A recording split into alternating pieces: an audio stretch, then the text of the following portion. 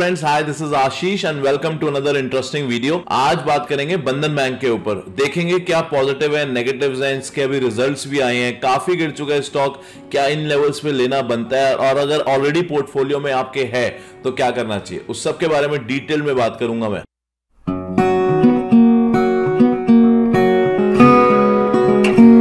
बंधन बैंक एक micro finance bank बोला जाता है। माइक्रो फाइनेंस बैंक मतलब जो लो इनकम ग्रुप में काम करते हैं या फिर ज्यादातर जहां पे बैंकिंग्स नहीं होते, विलेजेस में काम करते हैं, तो वहां पे मैक्सिमम इनकी ब्रांचेस मिलती है। अब पॉजिटिव पॉइंट क्या होता है यहां का कि आप समझिए कि माइक्रो फाइनेंस मतलब कि विलेजेस में इस वक्त 67% of the population is still in villages, तो वहां से बहुत बड़ा पॉपुलेशन है और वहां पे कोई बैंकिंग अभी ज्यादा सर्व नहीं कर रहा। बाकी एचडीएफसी, आईसीआईसीआई बैंक ज्यादातर आपको मेट्रोज में मिलेंगे, तो ये एक अच्छा पॉइंट है, पॉजिटिव पॉइंट है। बट नेगेटिव पॉइंट क्या होता है कि कभी भी कुछ नेगेटिव न्यूज आती है ना, कुछ भी कंट्री से रिलेटेड, जीडीपी से रिलेटेड या कुछ भी प्रॉब्लम अगर कंट्री में आए तो सबसे पहले विलेजेस से ही स्टार्ट होती है। हमने आंध्र प्रदेश में क्राइसिस देखे, उसके बाद डिमोनेटाइजेशन आया तब क्राइसिस हुए, उसके बाद कोविड आया तब क्राइसिस हुए, और कोविड आने के बाद अब चले भी गया, 2 साल होने वाले हैं, काफी स्टॉक्स रिकवर कर चुके हैं और ऑल टाइम हाई पे मार्केट चल रही है, बट ये स्टॉक्स अभी भी नहीं चढ़ा। अगर मैं आपको इसका चार्ट दिखाऊं, ये देखिए, ये इसका मंथली चार्ट और अभी भी ये प्राइसेस यहां पे चल रहे हैं। अगर मैं इसकी ट्रेंड लाइन खींचूं तो अभी जो करंट प्राइसेस है 215 का चल रहा है ऑलमोस्ट, और ये ऑलमोस्ट जो बॉटम इसने बनाया था यहां पे, ये 152 के आसपास का बॉटम था यहां पर। उसके बाद अभी भी 215 का चल रहा है, प्राइसेस ऊपर गए। ये कोविड में जो थी ये रिकवरी हुई थी कोविड के बाद, बट उसके बाद प्राइसेस यहां भी सस्टेन नहीं कर पाए और गिरते गिरते गिरते और फिर से बॉटम के आसपास प्राइसेस आ रहे हैं। अब हमें क्या करना चाहिए? क्या ये प्राइसेस बन चुके हैं बाय करने का, या ये स्टॉक बिल्कुल भी अब फेवरेट नहीं रहा? क्यों नहीं रहा? पॉजिटिव, नेगेटिव, उसके बारे में डिटेल में बात कर लेता हूं मैं। बंधन बैंक के पास अभी ऑलमोस्ट 3 करोड़ कस्टमर्स का यहां पर अकाउंट्स हैं, और अगर मैं इसकी आपको और डिटेल्स दिखाऊं, अभी जो मैंने इनकी कॉन कॉल्स पढ़ी है, पूरी स्टडी करी है, उसमें कुछ क्वेश्चंस आए हैं। तो एक क्वेश्चन ये भी आया था, sir anything that you want to highlight from a new initiative that you have taken to improve.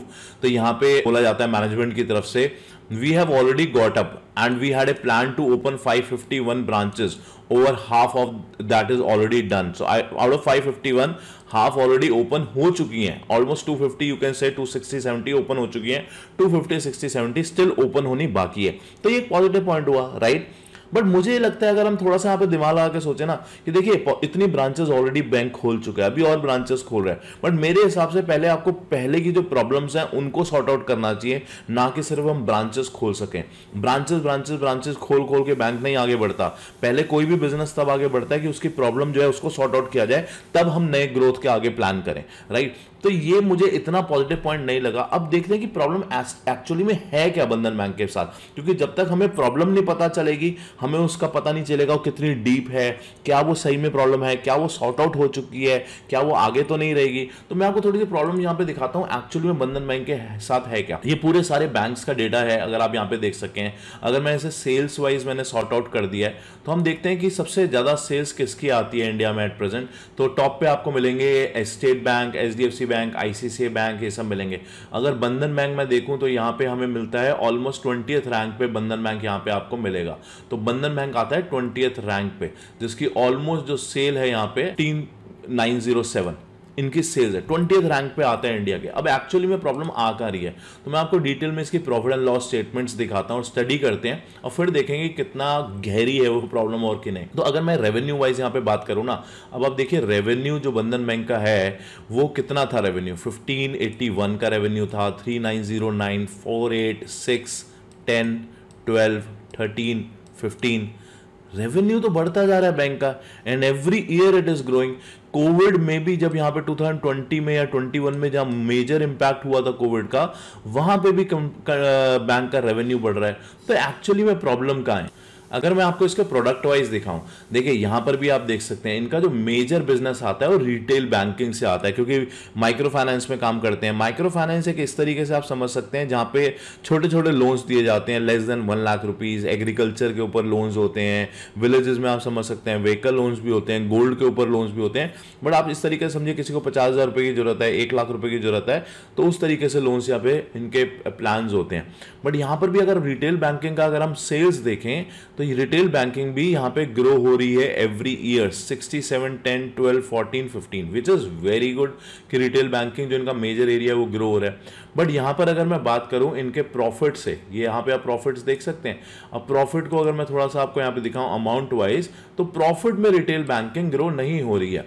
यहाँ पे देखिए जो इनका बिजनेस यहाँ पे ग्रो हो रहा था 16, 17, 27, 320, मार्च में वो डिक्लाइन हुआ 32 से 17 यहाँ पे डिक्लाइन हुआ, उसके बाद नेगेटिव में आ गया यहाँ पर, राइट, और अभी फिर से थोड़ा सा पॉजिटिव आया है यहाँ पर। तो ये क्यों हो रहा है? अगर मैं इसके मार्जिन्स भी आपको दिखाऊं, देखिए जब सेल्स बढ़ रही है तो प्रॉफिट क्यों नहीं बढ़ रहा? उसका सिंपल सा एक आंसर है कि इसका मतलब इनके एक्सपेंसेस ज़्यादा हैं, राइट, इसके एक्सपेंसेस ज़्यादा, वो एक रीज़न है। और भी रीजन है, मैं आपको धीरे धीरे सब डिटेल में दिखाऊंगा, बट वो एक रीज़न है। और मेरा ये मानना है कभी भी कोई भी बिजनेस जहाँ पे कोई भी प्रॉब्लम आ रही हो, उनको अपने सबसे पहले एक्सपेंसेस रिड्यूस करने चाहिए, बट यहाँ पे मेरे को देखने को नहीं मिला। अगर आपके बिजनेस में प्रॉब्लम है, अगर आपके एनपीएस बढ़ रहे हैं, अगर आपके कोई भी और रीजन है, क्या क्या प्रॉब्लम्स है वो मैं दिखाता हूँ आपको, बट सबसे पहला ये होता है किसी भी बिजनेस में अपने एक्सपेंसेस को रिड्यूस करो। बट यहां तो सेल्स बढ़ रही है, एक्सपेंसेस अभी भी ऑन द हायर ग्राउंड है, तो ये तो मुझे एक अच्छी चीज नहीं लगी यहां पर। और यहां पर अगर हम प्रॉफिट में भी आए हैं ना, ये जो आप देख रहे हैं 11% का प्रॉफिट, ये पहले जितना प्रॉफिट नहीं है। अब देखिए यहां पे होता क्या, हम सेल्स के एब्सोल्यूट नंबर्स देखते हैं कि 10 से 12 हो गया, 14 हो गया, 15 हो गया, which is very good. But अगर आप देखें जो ग्रोथ है 14 से 15 की, इट इज ओनली 11%। बट पहले जो ग्रोथ आती थी वो 40-30% के आसपास इनकी ग्रोथ यहां पे रहती थी। तो इसीलिए अभी भी जो पॉजिटिव आया नंबर, वो बहुत अच्छा पॉजिटिव नंबर नहीं है। अगर मैं इनके दिखाऊं बिजनेस में और आपको शेयर कैपिटल, अगर यहां पे देखिए शेयर कैपिटल मतलब कितना इन्होंने मार्केट से पैसा रेज किया है, तो यहां पर जब इनकी प्रॉब्लम हुई 2020 में और 21 में, यहां पे इन्होंने पैसा भी ज्यादा रेज किया मार्केट से, उसके बावजूद इनकी प्रॉब्लम सॉल्व नहीं हुई। देखिए 1193 था, और जैसे ही इनको कोविड ने हिट किया, जहां पे इनके एनपीएस बढ़े, वहां पे इन्होंने फिर पैसा रेज किया मार्केट से। जब भी हम किसी बैंकिंग स्टॉक को एनालाइज करते हैं ना, तो उसके पीछे कुछ अलग रेशोज चेक किए जाते हैं। तो पहला रेशो अगर मैं बात करूं, जिसको बोला जाता है CDR, credit to deposit ratio. अब क्रेडिट टू डिपॉजिट रेशो होता क्या है, यहां पे आपको लर्निंग दे देता हूं कुछ। वो लर्निंग ये होती है कि कितना क्रेडिट बैंक ने दिया हुआ है अपने डिपॉजिट्स के ऊपर। सिंपल है, credit to deposit ratio, right. तो अगर ये मतलब आपके पास लेट से 100 करोड़ रुपीस पड़े, डिपॉजिट पड़ा है, उस पर आपने कितना लोन्स दिए हुए हैं, लेट से आपने 50 करोड़ के लोन दिए हुए हैं, तो इसका मतलब आपका क्रेडिट टू डिपॉजिट रेशो 50% हो गया। अब ये बहुत ज्यादा कम भी नहीं होना चाहिए नंबर। अगर कम होगा तो इसका मतलब क्या है कि आपके पास पैसे तो हैं, बट आप उस पर लोन दे ही नहीं जा रहे, आपसे कोई इंटरेस्टेड ही नहीं है लोन्स लेने में, अगर लो हुआ है number. You getting my point? I hope it is making sense. अगर ये ज्यादा नंबर हो रहा है, तब भी एक इश्यू है कि इसका मतलब आपके पास ज्यादा पैसे नहीं है। हो सकता है आपके पास सिर्फ 5 करोड़ रुपए बैंक में पड़े हैं और 4 करोड़ 4.5 करोड़ का तो आपने लोन दे दिया। इसका मतलब आपका already credit to deposit ratio 95-97% है, which is also very big number. तो अगर किसी को क्रेडिट चाहिए होगा तो आपके पास इसका मतलब लिक्विडिटी नहीं है। तो बहुत ज्यादा हाई भी नहीं होना चाहिए, बहुत ज्यादा लो भी नहीं होना चाहिए। मेरे हिसाब से 80-85% के आसपास इट्स अ गुड नंबर। अगर बहुत ज्यादा हाई हो जाता है थोड़ा सा इश्यू रहता है। बट यहां पर देखते हैं इसका क्रेडिट टू डिपॉजिट रेशो कितना है। तो यहां पे पूछा गया क्रेडिट टू डिपॉजिट रेशो आपका 97% चल रहा है, बट अब क्या टारगेट है आपका क्रेडिट टू डिपॉजिट रेशो को लेके? तो यहां पे मैनेजमेंट बोलती है we believe that CD ratio for us should be 95-97%। तो अभी 97% ऑलरेडी चल रहा है, but still I would say it is pretty high credit to deposit ratio, but still I will say okay. मैं इसे बैड भी नहीं बोलूंगा, मैं इसे अच्छा भी नहीं बोलूंगा। So this ratio is okay for me. तो सबसे मेजर जो प्रॉब्लम है ना, वो बैंक के साथ है एनपीए, जिसको बोला जाता है नॉन परफॉर्मिंग एसेट्स। ये एक ऐसा पैसा होता है जो लोग नहीं दे पा रहे हैं, लोन तो लिया था बट 90 डेज तक अगर उसका इंटरेस्ट आप नहीं जमा कर रहे तो वो एक नॉन परफॉर्मिंग एसेट्स में चले जाता है। और वही सबसे बड़ी प्रॉब्लम होती है बैंक्स को लेके कि उनका पैसा वापस नहीं आ रहा। ये नंबर जितना कम होगा उतना अच्छा है बैंक्स के लिए। अगर अब मैं दिखाऊं आपको एनपीए, यहाँ पे अगर आप देख सकते हैं ग्रॉस एनपीए, तो ग्रॉस एनपीए फिगर्स जो थी यहाँ पे परसेंटेज वाइज भी दिखाई गई है।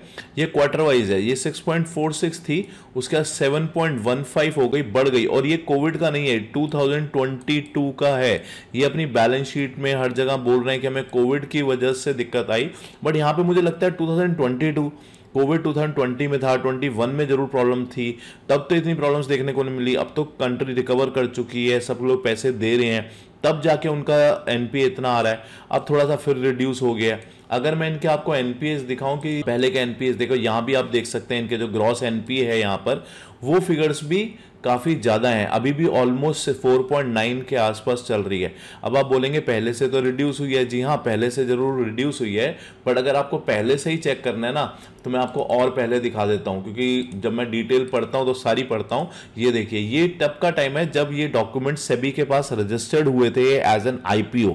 जब इनका आईपीओ आना था तब जब इन्होंने अपनी डॉक्यूमेंट सबमिट करे थे सेबी को, ये वो डॉक्यूमेंट है। और यहाँ पर अगर मैं आपको दिखाऊं, बंधन बैंक का जो एनपीए होता था वो 0.5 0.4 होता था, जो आज 4.5 6 और 7 जा चुका है। ये सबसे बड़ा इशू है बैंक को लेकर। अभी एक और रेशो जिसको हम देख सकते हैं बैंक को जब भी हमने चेक करना होता है बैंकिंग स्टॉक को, उसको बोला जाता है CASA ratio, CASA। CASA ratio मतलब credit account saving accounts. Credit account saving account में कितना पैसा पड़ा है, अगर ये रेशो ग्रो हो रहा है तो अच्छा होगा, क्योंकि लेट से पहले 50 करोड़ रुपीस बैंक में पड़े थे, अब वो 60 करोड़ रुपीस हो चुके हैं। तो ये बैंक के लिए अच्छा है जितना बैंक को डिपॉजिट मिल रहा है, क्योंकि इसी डिपॉजिट के ऊपर बैंक आगे लोन्स देगी, राइट। और ये वो डिपॉजिट होता है जहां पे आपको इंटरेस्ट बहुत कम देना होता है। आपको पता है सेविंग अकाउंट, क्रेडिट अकाउंट्स में तो, करंट अकाउंट्स में तो 0 लोन देना होता है, 0% उनको देना होता है ब्याज, बिजनेस अकाउंट्स होते हैं। और सेविंग अकाउंट्स में भी 2-3% का साल का आपको रिटर्न्स मिलते हैं। वेरएस जब वो पर्सनल लोन अगर आप बैंक से लेने जाएं तो आज के डेट में तो 12-15-14%, 16-18% तक चल रहा है। तो यही बैंक की कमाई है। तो जितना कासा अकाउंट में पैसा होगा उतना बैंक के लिए अच्छा है, राइट। तो यहां पे देखते हैं कासा अकाउंट क्या चल रहा है। मार्च 2022 में 41% ऑफ द अमाउंट कासा में था, अब मार्च 23 में ये 39.3 हो चुका है। दिसंबर में और फिगर्स थोड़ी सी नीचे थी। तो आप देख रहे हैं हो क्या रहा है, यहां पे ना एक कंसिस्टेंसी नहीं मिल रही। और ये सबसे बड़ी प्रॉब्लम है, किसी भी जब बड़े प्लेयर को पैसा लगाना होता है किसी स्टॉक में, वो एक कंसिस्टेंसी देखता है। कंसिस्टेंसी होना बहुत इंपॉर्टेंट है। कभी आपके नंबर्स ऊपर जा रहे हैं, कभी नीचे जा रहे हैं। एनपीए आपके 7% हो जाता है, उसके बाद सीधा 4 पे आ जाता है। बैंक डिपॉजिट्स आपके 36.4 थे, उसके बाद 41 हो गए, अब फिर 39 हो गए। ये नंबर्स ऊपर नीचे होना is not good for any big players to invest in any of the good stocks. एक और रेशो होता है जिसको बोला जाता है NIM, net interest margin. Net interest margin क्या होता है, ये बैंक की एक्चुअली में ग्रॉस मार्जिन होता है। जब भी हम किसी कंपनी के ग्रॉस मार्जिन देखते हैं ना कि आपकी कितनी सेल्स हुई, सेल्स में लेट से 100 करोड़ की हुई, उसके बाद आपके एक्सपेंसेस थे 80 करोड़ के, तो आपका ग्रॉस प्रॉफिट हुआ 20 करोड़ का। भी टैक्सेस देने आपने, बट ग्रॉस प्रॉफिट आपका 20 करोड़ का है, तो आपका 20% हो गया ग्रॉस मार्जिन। बैंक की टर्म्स में उसको बोला जाता है नेट इंटरेस्ट मार्जिन। यहां पे जितना बड़ा नंबर होगा उतना अच्छा है। यहां पे नेट इंटरेस्ट मार्जिन क्या चल रहा है बैंक का 22 में, ये कोविड की बात नहीं हो रही, अब 20 की या 21 की, इनका 8.7 का था, जो गिर के अब 6.5 पे आ चुका है। आप देख रहे हैं ये क्वार्टर वाइज है, ईयर टू ईयर भी ये गिरा हुआ नंबर है। ये कुछ रीजंस हैं, जब नंबर्स अच्छे होंगे ना वो आपको स्टॉक्स में ऑटोमेटिकली रिफ्लेक्ट करेगा, स्टॉक प्राइसेस भी अच्छे दिखेंगे। तो नंबर्स अभी तक फाइनेंशियली नंबर्स उनके, चाहे वो कासा हो, चाहे वो नेट इंटरेस्ट मार्जिन हो, चाहे वो एनपीए हो, नंबर्स कहीं भी मुझे स्ट्रॉन्ग फीलिंग नहीं आ पा रही अभी तक। एक और रेशो होता है जिसको बोला जाता है कॉस्ट ऑफ फंड्स। ये देख रहे हैं आप कॉस्ट ऑफ फंड्स, ये जो रेड वाले नंबर्स हैं, रेड वाली जो बार्स हैं, इनको आप देख सकते हैं। कॉस्ट ऑफ फंड्स का मतलब ये हुआ कि कितनी आपकी कॉस्टिंग लग रही है फंड्स एक्वायर करने में, राइट। तो जितना नंबर एक छोटा होगा उतना अच्छा है हमारे लिए।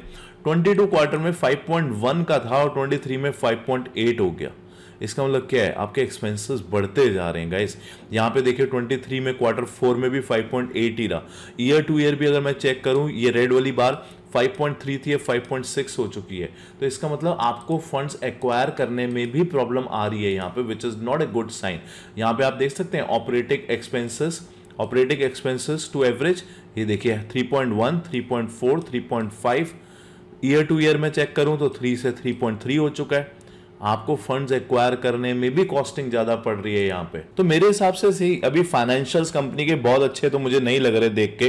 तो कंपनी का फोकस होना क्या चाहिए, प्रॉब्लम समझिए फ्रेंड, जब भी बिजनेस में प्रॉब्लम होती है सबसे पहले अपने एक्सपेंसेस को रिड्यूस करिए, जो मुझे यहाँ नहीं दिख रहे। अगर आप एक्सपेंसेस रिड्यूस करेंगे आपके ग्रॉस मार्जिन बढ़ जाएंगे, ऑटोमेटिकली बढ़ जाएंगे, जो अभी तक नहीं दिख रहे। तो सबसे पहले तो बैंक का फोकस होना चाहिए एक्सपेंसेस को रिड्यूस करना। सेकेंड एनपीए, जो उनकी मेजर प्रॉब्लम है, जो बार बार बोल रहे हैं कोविड की वजह से, बट मुझे कोविड की वजह से 22 तक सारे बैंक्स रिकवर कर चुके हैं कोविड की वजह से, ये बैंक के एनपीएस क्यों नहीं अभी तक रिकवर हो पा रहे? वो तो एनपीए और ग्रॉस मार्जिन अपने रिकवर करिए, वो सबसे पहले बैंक का फोकस होना चाहिए, रादर देन आप नई ब्रांचेस खोलते जा रहे हैं। टेक्निकली भी मैं देखूं, क्योंकि सब इस वक्त तो ऑल टाइम हाई पे चल रही है मार्केट, सब रिकवर हो चुका है, बट ये बैंक रिकवर नहीं हुआ। बट टेक्निकली अगर मैं देखूं, यहां पे देखिए प्रॉब्लम क्या है कि स्टॉक बहुत ज्यादा गिर चुका है अब यहां पे। अब यहां से और ज्यादा गिरावट आना थोड़ा सा टफ हो सकता है। तो एक किस्म से ये लेवल्स मैं आपको बोलूंगा मंथली लेवल पर, देखिए यहां पर एक ट्रेंड लाइन भी अगर मैं ड्रॉ करूं तो कुछ इन लेवल्स के आसपास मार्केट 255 से लेकर ये 200 की जो रेंज बन गई है ना, हो सकता है प्राइसेस थोड़ा टाइम इसके अंदर स्पेंड करें। अगर स्पेंड करते हैं, अगर यहां से और ज्यादा गिरावट मुझे ज्यादा नहीं दिख रही, तो मैं टेक्निकली बोलूंगा ज्यादा मुझे अपसाइड भी नहीं दिख रही है, ज्यादा मुझे डाउनसाइड भी नहीं दिख रही है, जब तक अच्छे नंबर्स नहीं आ सकते। उसका एक और रीजन भी है गाइस, देखिए जब भी स्टॉक को ऊपर जाना होता है ना, उसमें पैसा आना इंपॉर्टेंट होता है। और पैसा अभी क्यों नहीं आ रहा है स्टॉक के अंदर बड़े प्लेयर्स की वजह से? क्योंकि और अपॉर्चुनिटीज बहुत हैं। तो आप भी उस तरीके से सोच सकते हैं। ये बैंक जो है माइक्रो फाइनेंस में काम करता है, उन सेक्टर्स में काम करता है जहां पे लो इनकम ग्रुप के। अभी उत्कर्ष का आईपीओ आ रहा है, उत्कर्ष स्मॉल बैंक का आईपीओ, उसके नंबर्स ज्यादा अच्छे लग रहे हैं। तो बड़ा प्लेयर क्या सोचेगा? जिसको भी पैसे इन्वेस्ट करने, वो कहेगा यार मैं उत्कर्ष के स्टॉक में लगाता हूं रादर देन बंधन बैंक के स्टॉक में लगाने से, क्योंकि सेम ही एरियाज में दोनों बैंक्स काम करते हैं, उसके नंबर्स भी ज्यादा अच्छे लग रहे हैं। और अगर मुझे बैंक्स में जाना है, मैं आईसीआईसीआई बैंक में, एचडीएफसी में चले जाऊंगा, यहां पर थोड़ा सा मुझे अभी तक नंबर्स नहीं अच्छे दिख रहे, राइट? तो उस वजह से हो सकता है ज्यादा स्टॉक ना गिरे, क्योंकि ऑलरेडी इतना गिर चुका है। बट हां, ज्यादा यहां से मुझे ऊपर की भी उम्मीद नहीं लग रही। अगर मैं आपको इसको डेली चार्ट में दिखाऊं थोड़ा सा और डिटेल में जाके, तो डेली चार्ट पे अभी इसका बहुत अच्छा एक वॉल्यूम यहां पर बन रहा है, ये देख सकते हैं आप। ये देखिए, ये जो लेवल्स है ना, यहां पर, यहां से थोड़ा सा मुझे लग रहा है, क्योंकि ये जो कैंडल हुई थी यहां पे काफी अच्छी वॉल्यूम्स भी हैं, आप देखिए, तो कुछ तो मेजर एक्टिविटी यहां पर इस कैंडल पे हुई है। तो इसको आप ध्यान रखिए। ये लेवल है ऑलमोस्ट, अगर मैं इसका लो दिखाऊं 215 या 210 के आसपास का लो होगा इसका।